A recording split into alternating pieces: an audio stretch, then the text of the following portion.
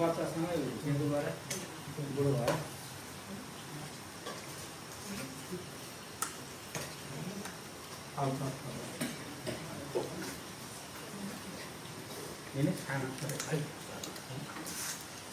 नरहेको त के अरे चेला पनि हो है होइन शिक्षक पनि हो चेला पनि हो नि उता राम्रो मान्छे जापान गएर बस्यो के भन्छ नि अब